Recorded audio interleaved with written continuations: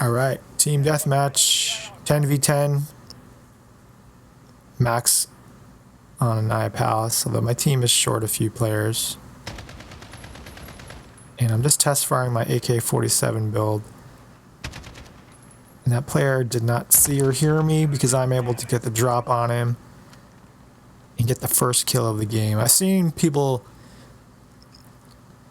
camp in that spot in the past and they catch people as they're spawning, hitting them from behind. It's a pretty good strategy if it works. Obviously it didn't because I'm wise to that trick. So it looks like myself and Johnny Sins so far have the majority of my team's kills. So the reason I test fired this build at the start of this match is because I was experimenting with the no stock attachment. Normally for this build I use the extended stock, and it's inspired by Metal Gear Solid 3. It's supposed to resemble the AMD assault rifles that the Ocelot soldiers use. So I'm using the steel curtain blueprint to give it that all black look.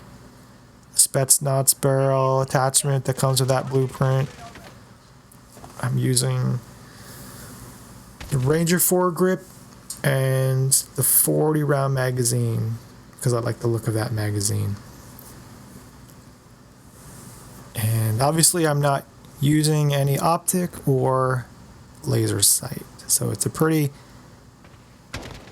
bare bones build of the AK-47, but it gives you a lot of mobility. And we're already up by 15. And I think for the weapon perk, I'm using sleight of hand. I'm not sure. But obviously the AK-47 is one of the most iconic assault rifles in modern warfare history. It's so well known.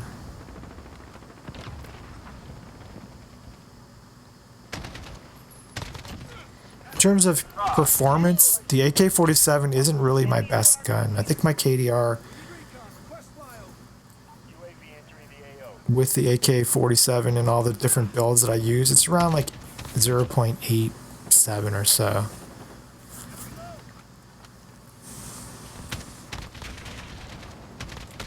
So I haven't really done so well with the AK, especially this build.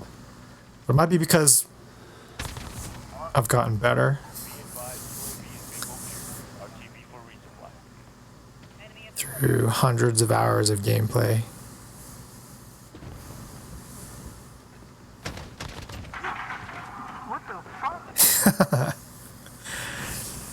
That player is totally surprised. I was surprised, to be honest. I could hear him running by me and I got that kill. So I switched my AK for this grab because I was running low on ammo. I could have used my field upgrade to get a munitions box, but I'm not sure why I didn't do that. Or maybe I was using different field upgrades for one of the missions.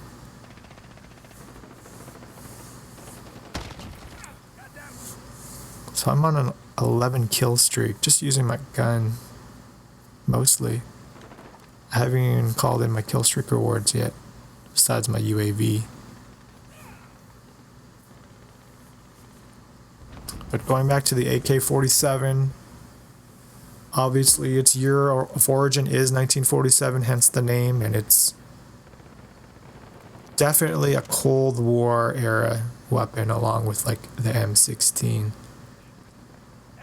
And speaking of the Cold War, the next Call of Duty game is officially going to take place in the Cold War. So Activision finally released official media earlier this week in the form of a teaser.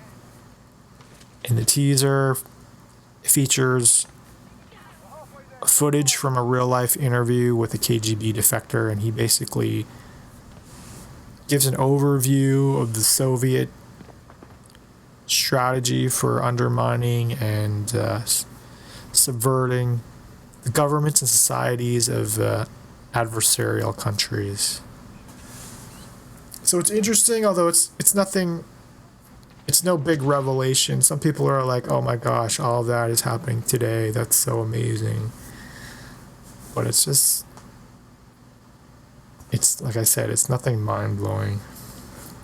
But what's interesting is how, like, apparently there's a figure known as Perseus who might or might not have existed in real life, but in the game's universe, he's a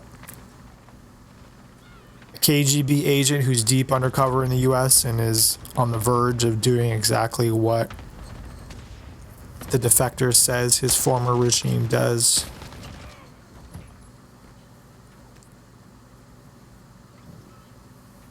So I actually did have a munitions box as one of my field upgrades, so I probably should have called it in earlier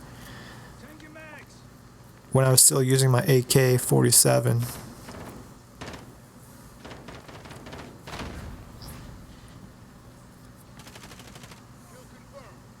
But we're up by 35, 36, 26.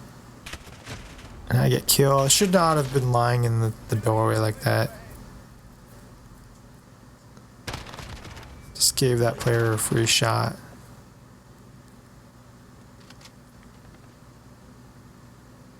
But the AK-47, it's so prevalent. There's so many different variations, both licensed and unlicensed. And so there's the AK, the base AK in Metal Gear Solid 3, but there's also the AMD assault rifle, which in real life is like a Hungarian variant, although you can't equip it in Metal Gear Solid 3.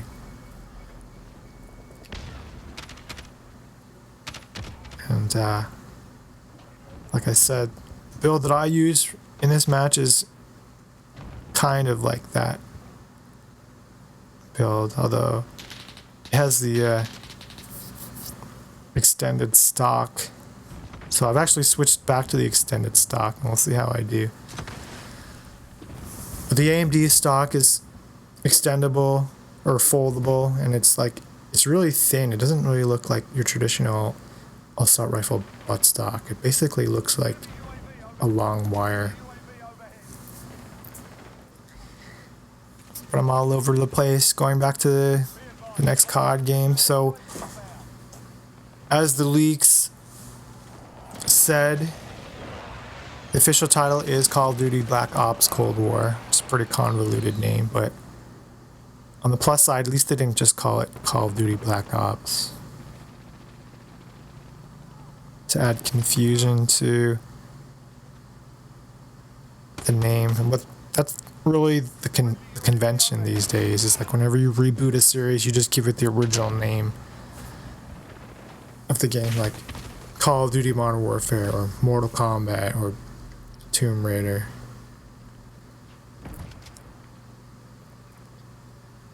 But from what I understand, this story will take place in 1961 to 1962. I don't know if the entire story will take place during that period or if it just starts in that period, that time frame, kind of like the first Black Ops campaign. In that, I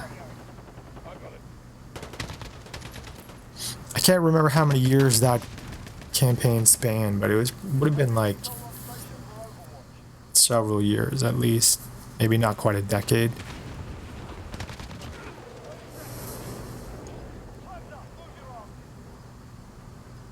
So I will definitely get the next COD game. I know a lot of people are not totally happy with this COD game, but I've enjoyed my time with it, and I'll definitely get Black Ops when that comes out. I'm not gonna like follow the game religiously until it's released, but when it is released, definitely I'll pick it up. even if the cover art doesn't look so great. I mean, I don't want to disparage the designer or designers who conceptualized it, but it's kind of trite. It's just like a collage down the middle. But I finished 20-3, and myself and 2 teammates account for 2/3 of the kills.